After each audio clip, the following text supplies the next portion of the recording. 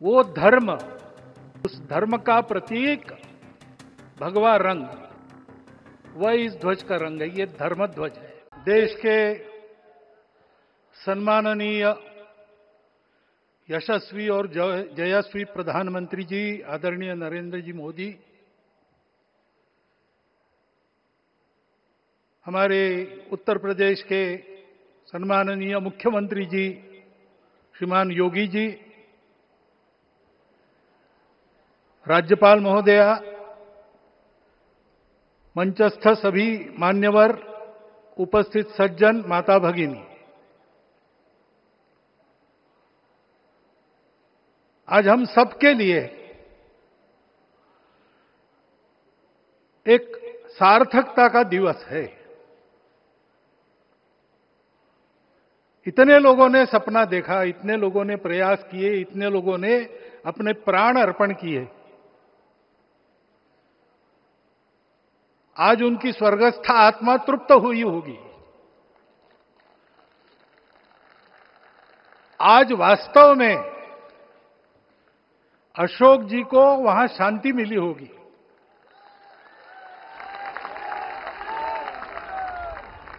महंत रामचंद्र दास जी महाराज, श्रीमान डालमिया जी, कितने संत, कितने गृहस्थ, कितने विद्यार्थी, उन्होंने अपना प्राणार्पण किया, अपना पसीना बहाया। जो पीछे रहे वो भी रोज ये इच्छा मन में व्यक्त करते रहे कि मंदिर बनेगा बनेगा, बन गया। और आज उस मंदिर निर्माण की शास्त्रीय प्रक्रिया पूर्ण हो गई, ध्वजारोहण हो गया। राम राज्य का ध्वज जो कभी अयोध्या में फहराता था और संपूर्ण विश्व में अपने आलोक से सुख शांति प्रदान करता था, वो ध्वज आज फिर से नीचे से ऊपर चढ़ता हुआ और अपने शिखर पर विराजमान होता हुआ हमने अपनी आंखों से देखा है, इसी देह में देखा है। ध्वज प्रतीक होता है। इतना ऊंचा ध्वज चढ़ाना कितना समय लगा आप जानते हैं? मंदिर बनने में भी समय लगा। 500 साल छोड़े तो भी 30 साल तो लगे ही। उस मंदिर के रूप में हमने कुछ तत्वों को ऊपर पहुंचाया है।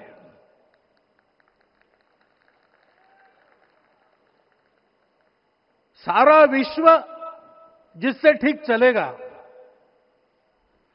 अपने व्यक्तिगत जीवन, पारिवारिक जीवन से लेकर तो सृष्टि जीवन तक, सबका जीवन जिससे ठीक चलेगा,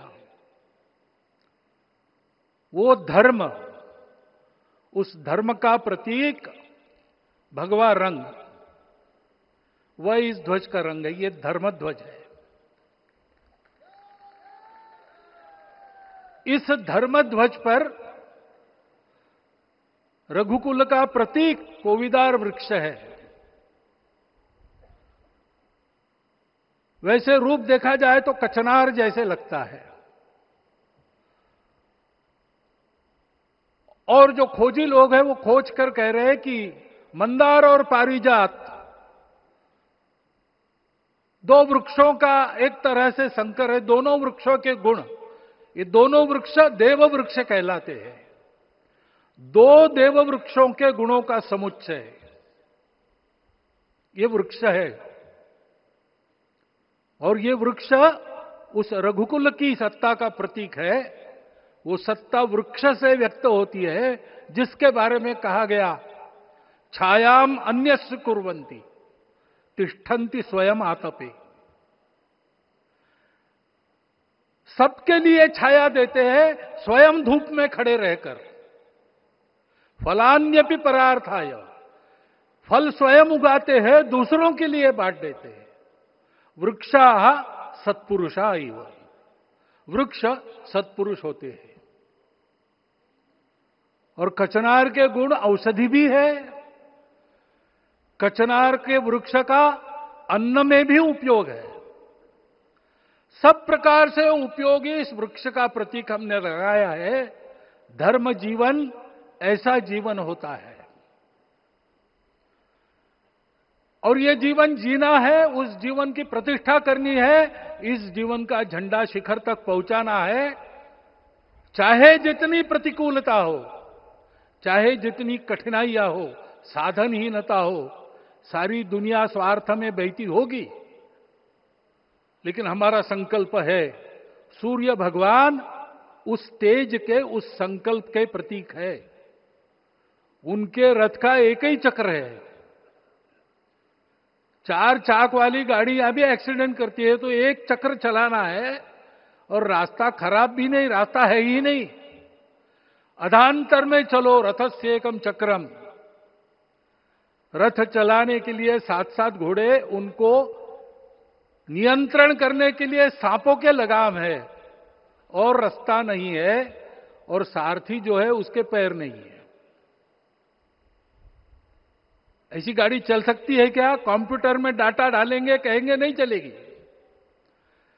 लेकिन बिना थके रोज पूरब से पश्चिम, पूरब से पश्चिम जाना आना सूरज भगवान कर रहे हैं। क्योंकि कार्य की सिद्धि स्वत्व के भरोसे होती है। हिंदू समाज ने